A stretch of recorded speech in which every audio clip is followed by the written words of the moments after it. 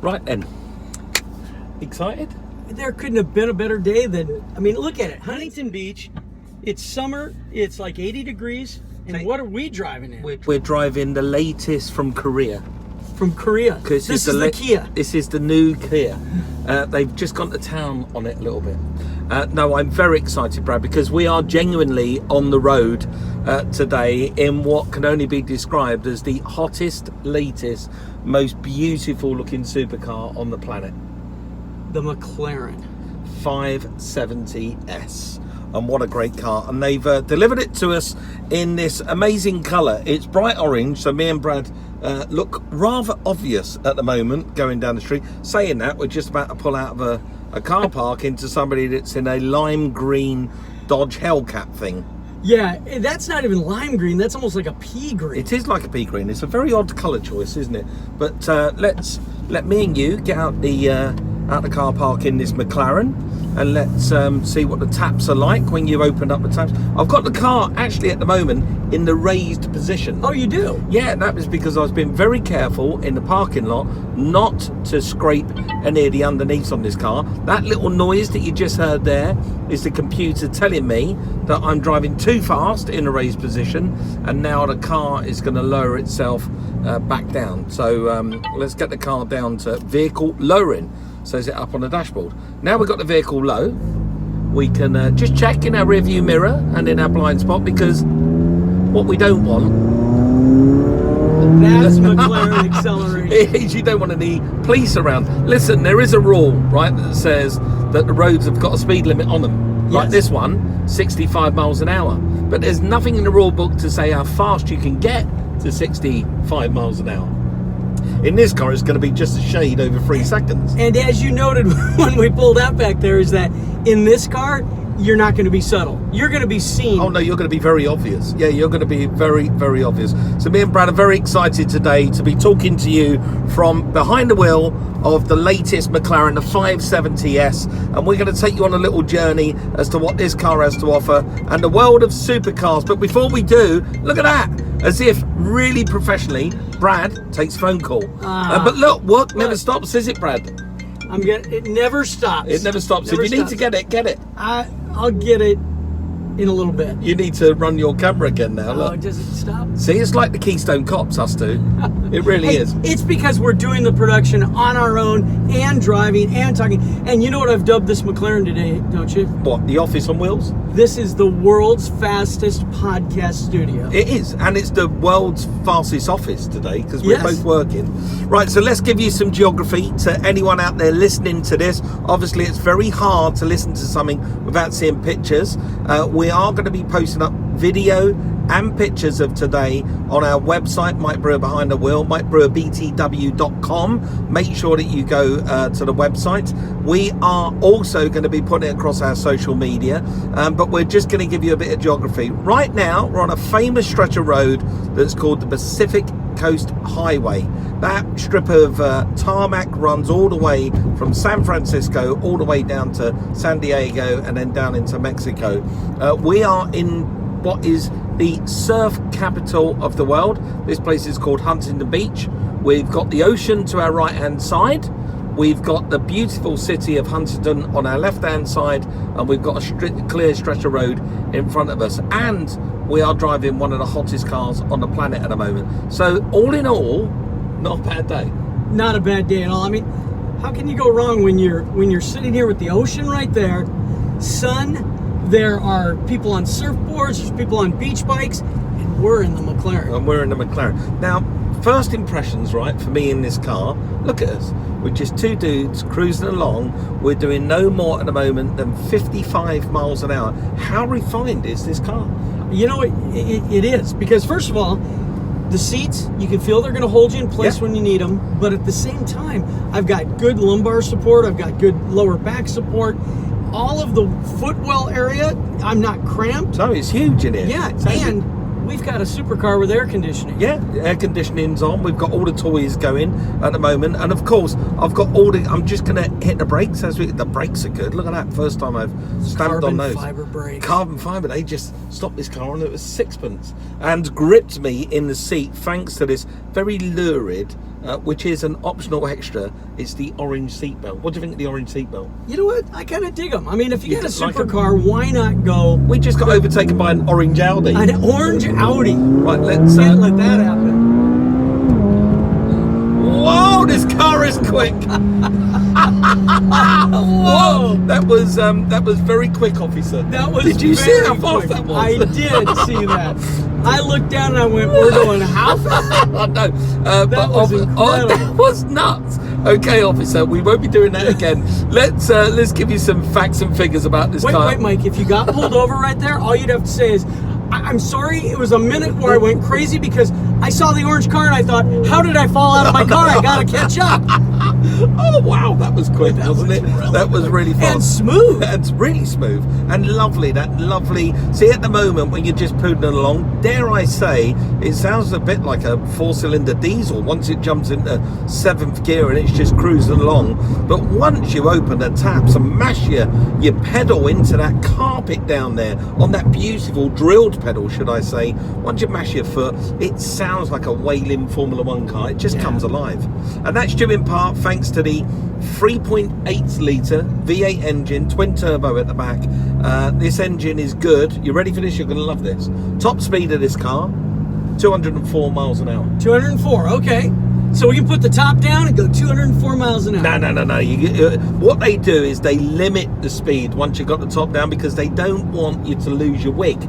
So they've taken off the top speed as a convertible. You ready? Just 8 miles an hour. So it does 196 miles an hour as a convertible. 196. So it limits it to 196 so you don't lose your wig. I think, Mike, you could still lose your wig. And your iPhone and your coffee cup. I mean, you're going to be in a vortex, aren't you? Everything's going to be just sucked out the car. Yes. Of which, when we turn the car around and come back, I think we'll pop the roof off and experience it. That'd be a great idea. That'd be a great idea, wouldn't it? So let me tell you what it's like to be behind the cockpit of this amazing car, okay? I'm gripping hold of a beautiful kid leather, beautifully stitched steering wheel.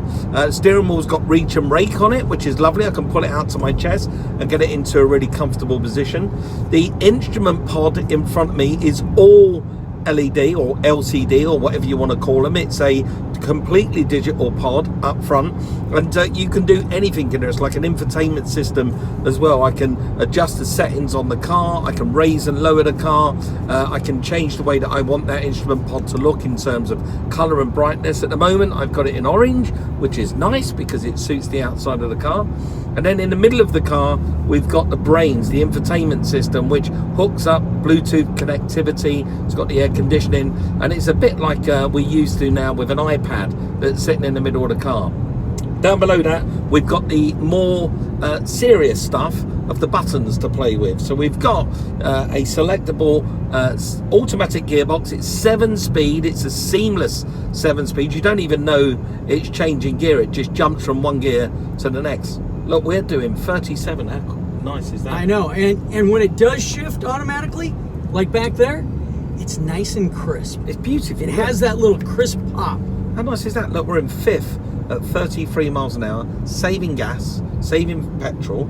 It's blooming lovely, isn't it? So we got a push button selector for the what gear you want to be in. There is no park. It's drive, neutral and reverse. Nice and simple.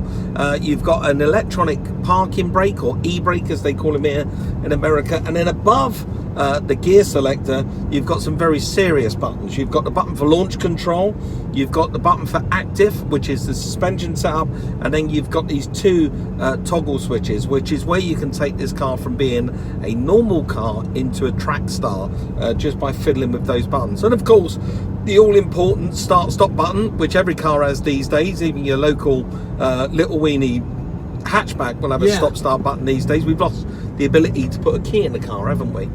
But absolutely beautiful and refined inside.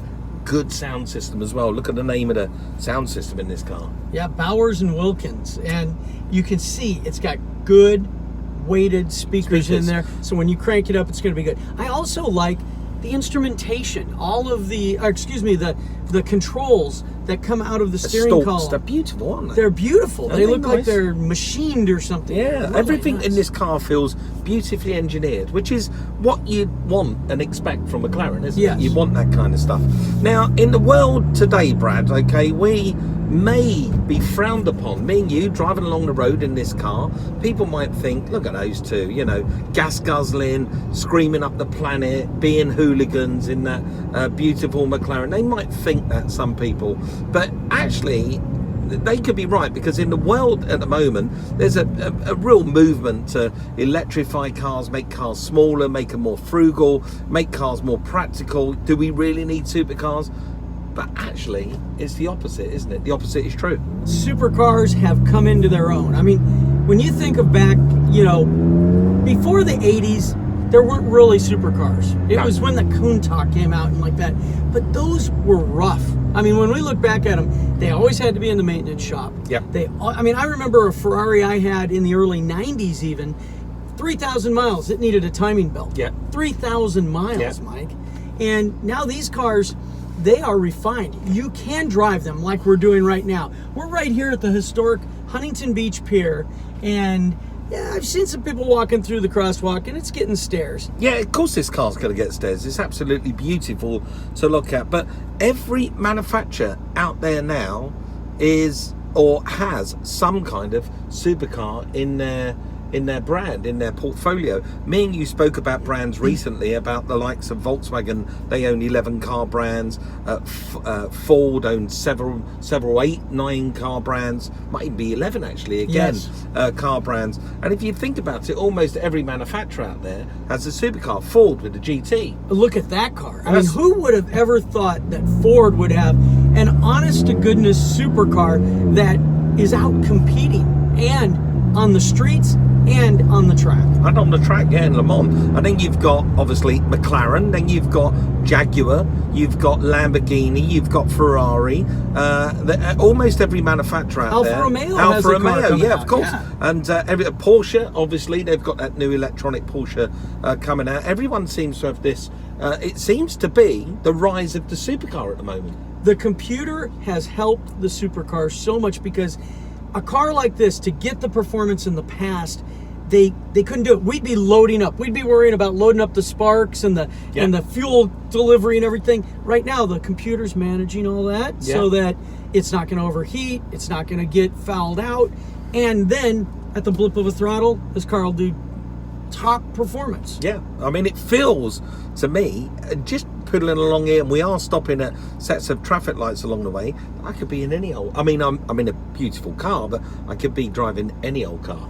That is the thing. There are cars now that you can literally drive and enjoy, because like we said, we have the air conditioner on, we have the windows up, but at the same time, if we wanted to put the windows down, turn the stereo up, put the top back, we could enjoy that beach air and go fast. And trust me, we're going to be doing all those things. And going in and out of the traffic. And in and out of the traffic. We're going to be doing all of those things, Brad, most definitely. So yeah, the world of supercars is changing. It's on the ascent. More manufacturers than ever before are looking towards supercar performance.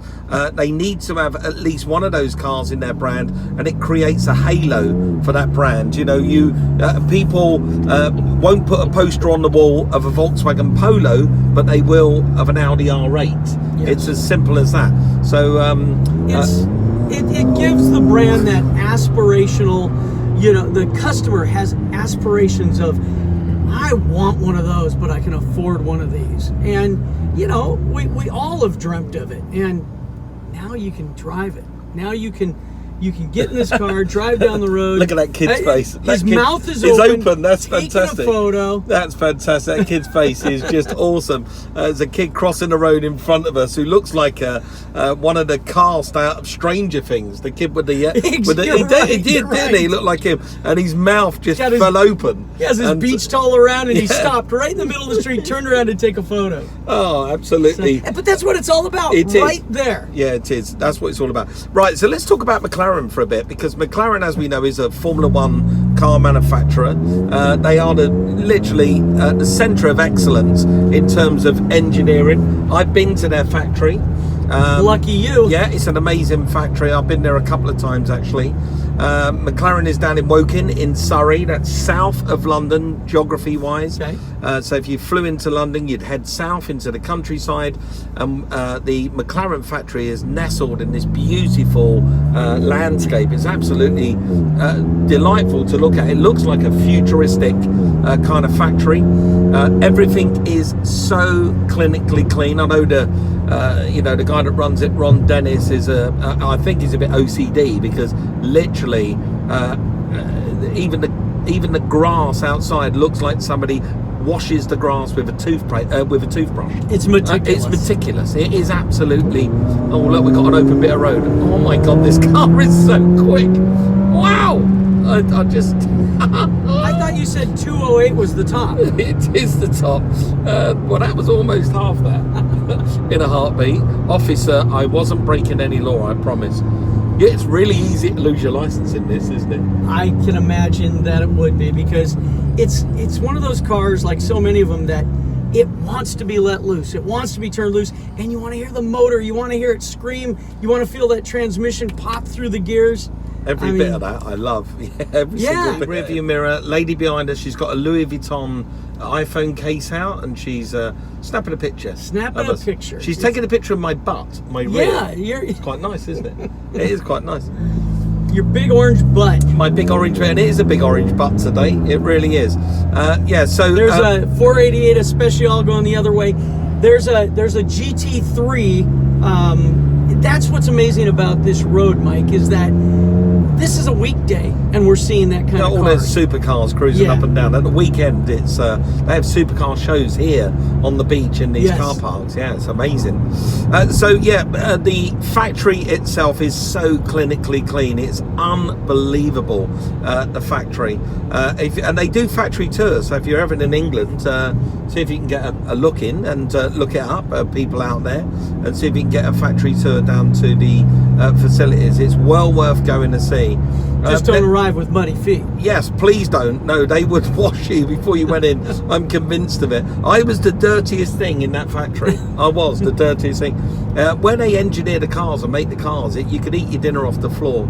But here's a couple of little things that I like about McLaren. They've been selling cars to the public now for over 20 years. Not a lot of people think that. McLaren is a very well established now car manufacturer. And they've been doing it for over 20 years. The other thing about McLaren as well, which is remarkable really, is McLaren doesn't lend or borrow anything from anybody else. So they didn't start their company by, borrowing. I think they had BMW engine in the first McLaren F1. But other than that, McLaren as the mainstream company have really just engineered, developed and refined their cars all by themselves. So all their R&D is in-house, yeah. And I've been in there and seen them put these tubs together on these cars when they lay down the carbon fibre, and they put them in these huge, great big ovens to cook the carbon fibre in the ovens, and they come out, they look amazing, and they're stronger than steel. These cars are stronger than steel. And when you're driving a supercar with supercar performance, you want a car that's going to be as stiff as you can get it. The last thing you want is any flexibility in the car, because you're going to feel it on the road. It's going to jump around a bit. And as with cars like this as well, with the Spider, as soon as you take the structural integrity out the roof of the car, you are weakening basically the monocoque of the car. Yeah, it wants to twist. It wants to twist and buckle. But they've been very clever. They've engineered this in such a way that both with the roof up and roof down, this car retains the same structural integrity. It really is a thoroughly stiff car. At some point, we're going to put the roof down. Hope the sound will cope with it, because it's quite kind of windy and noisy in the car with the roof down. And I just hope my toupee tape will stand for it today. Well, you put the extra strong on, didn't you? I did put the extra strong on today. I did, yeah. I went for grippy. This is my Lego hair. Now it won't mess my hair, will it? No, okay, your hair. Good. You have got perfect hair, Brad. You have got perfect hair. Brad had that hair when he was 18, and it's just stayed like that ever since. I had it 3D printed last year. Yeah, exactly. And it's just stayed there ever since. So in comparison, Brad, to the Ferrari that you was driving, the Lusso. Yes. Give us your opinion in terms of. I know you're in the passenger seat at the moment, but what's your comparison? Well, I mean, first of all, we're comparing a Lusso, which is more of almost like a touring car, versus this, which is a supercar. Interior-wise, when you look at it, this is much more stark, but you want that because you want it to feel more like a race car. You want it to feel like at any given time you could take this to the track and do hot laps. Yeah. Where the other Lusso, that Ferrari was comfortable. When you wanted it to jump on it, you could jump on it, but you also wanted to feel like, yeah, I can go down to the to the hardware store and pick up a propane tank, which I did. Yeah, I still can't believe you did that. But the other thing is, the seats are a very good comparison between the two, Mike, because these seats feel very firm. They feel like you are planted in the vehicle. Where the Lusso, it had great bolster, it had great support, but it also had just enough softness to it to make it feel very comfortable on a long drive. And I would say having this in the garage as your supercar and the Lusso as your daily driver would not be a bad thing to have. It would not be a bad thing, eh? So if you had this never-ending pot of money, would you have one of each in your garage? If I had a never-ending pot of money, I think I'd have a whole fleet of cars because there's something you like about all of them. But this one, the racing heritage that you spoke about, and growing up, what did you hear is that if it wasn't a McLaren race car, it was a McLaren drivetrain. Yes. And just phenomenal cars. Yeah, amazing cars. The McLaren F1 as well, the original sort of, world's fastest production car, wasn't it, at the time? The McLaren F1, that is now making... it's still such an iconic car.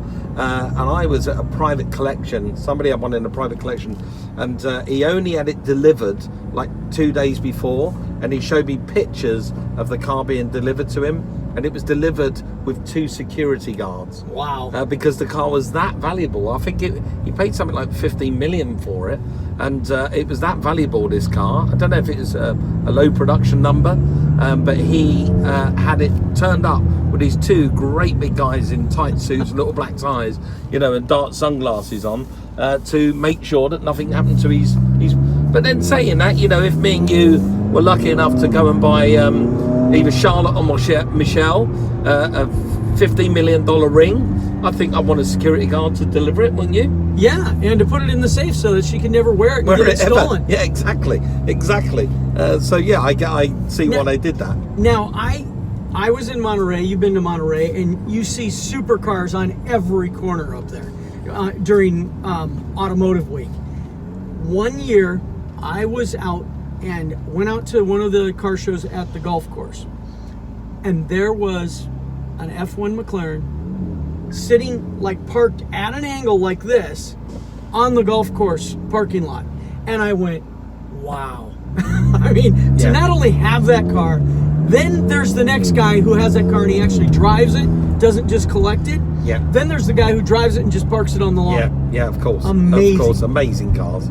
Amazing. I love them. They're such an iconic car. There's a very, for anyone who's listening around the world and not visited London, there's a McLaren dealership on Park Lane in London, one of the most expensive pieces of real estate in the world, right opposite Hyde Park. And they've always had an F1 in the window, an original car. And It is the silver F1, I think that was the press car, and it's just sat there, and it's sat there ever since. It's never moved, and it's so lovely to see because they built that car and they parked it in the showroom, and it's just gone up $1 million a year almost since it sat there.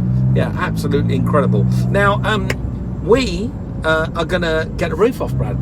We're gonna blow the roof off. Gonna blow the roof off, and you're gonna like this. Ready? The roof. You're gonna like this on video as well. Wait a minute. We don't have to stop the car. No. You just press a button. You just flick this little button here, right? And in no longer. Oh, let me just press it correctly. In no longer than 15 seconds, the roof on this car is going to retract a bit like Transformers. Look at that. Look at that. Mike, you've just shed light on our podcast. How good is that, eh? And we've also got this other little button here that we can raise and lower this screen behind us. So we've got the wind. To buffet the wind, and we keep the glass up and down. Look, 15 seconds later, Me and you, we're in a That's convertible. nice. Yeah, we're in a convertible. We're in a convertible. A convertible supercar. Which would be limited. Unfortunately, top speed now is only 196.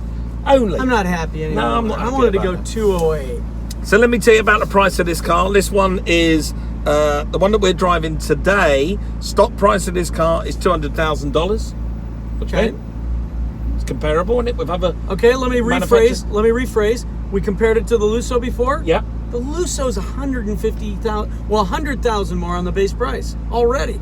Yeah, it's amazing, isn't it? So Yeah. this is 200,000, but the one we're driving today has got some optional extras, and they include these lurid orange seat belts to match the outside of the car. I don't know if I'd have those as an extra, personally.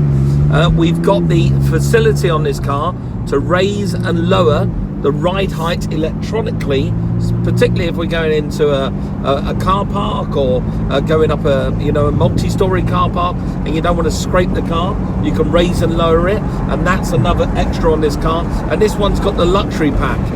What the luxury pack consists of, I can't really tell you. I'm sure it's the Bowers and Wilkins speakers and a bit of double stitch in leather, but that adds another chunk of change to the top line. So this car that we're driving, $235,000. Still of 120,000 below the Lusso, and you have a performance exotic supercar that you can drive down through PCH and still get admiring glances. Yeah, of course you can. Yeah. Now we got the roof off as well. It's very tempting to hear what it sounds like. To see our ears wiggle? To see our ears wiggle, okay, with the roof off. Unfortunately, we've got some cars around and some traffic, and I am not one for breaking the law. I'm a very law-abiding citizen. But as I say, and I've said it before, and I'm going to say it again, all roads have speed limits, but I do believe there's nothing in the law that says how fast you can get to that speed limit. Well, there is something in America called, let me think of the exact terminology, because I was told by an officer of the law once that I had just broken this law. It is uninitiated acceleration. Oh my God, that car is... Oh, I got it. I was told by an officer once that, sir, you cannot do that. That is called exhibition of speed. Oh, really? Is Yes. that what they said? Exhibition of speed. Exhibition of speed. Well, I don't think there's such a law in England. You can, if it says, if the road's 70 miles an hour and I can get to 70 miles an hour in this car just a shade over 3 seconds, I think that's fine. I think that, in England, the police would pull you over and probably wag their finger at you, but I don't think technically could write you a ticket for it. Yeah, it's like getting on the freeway, on those on-ramps. Yeah. They're always a great place to jump up, get up to speed very quickly. Now, Mike, I like how on the dash it tells you the posted speed limit so that you know how fast you can go. And see, it's 75 right here. That's the temperature. Oh, that's the temperature. That's the temperature Okay. outside. So we got another lovely day here in Southern California. I would love if it said 75, but no, the posted speed limit on this stretch of road is 50 miles an hour, and I won't be going any faster than that. I'm just going to enjoy it. Hey, Mike, don't look now, but right next to you is it's a burnt orange Hellcat. Oh no, it's a belt. Who do you think's faster? Well, actually, fastest accelerating car on the planet, isn't it? I know. Yeah. But The Demon is. The Demon is. That's just the Hellcat. It's slower. Yeah, that's the slow one. That's the poverty spec car. Unlike us sitting here in our all flash, but this car is just insane. It's the other thing that I've noticed about it as well, just driving along, when I've had to make some little course changes, I've had to move around in the traffic, the steering is almost telepathic. Where I want to put the car is where it arrives. So the steering is so precise, beautifully weighted as well. And you can see that this car has been put together by real motoring or motorsport enthusiasts with an eye to luxury and to brand, because they've absolutely nailed it. They've nailed it, I think, this car. Now, many of these new supercars, you talked about the weighting of the steering wheel. I like to refer to it as it feels dense. Because yes, you know how some cars, they feel like if they just want to kind of... You like it? Yeah? That's a... Oh, yeah. There we go. Hold on. We can play that game, I think. He thinks. Not as throaty. Not as throaty. That's the V8 next door. But I think we could take you. If we were doing a run from Alliance, we'd take you. You'd have a go. That's always the problem. Let's do it for pink slips. It's not mine. Nice to meet you. There you go. What a see, that's what owning cars here in California is like. Oh, that sounds good. Yeah. That does sound good.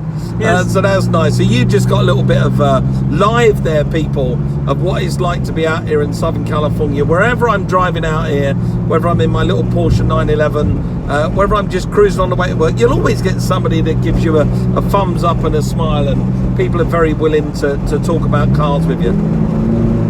But yeah, that's a cool looking car that guy's got. Very cool.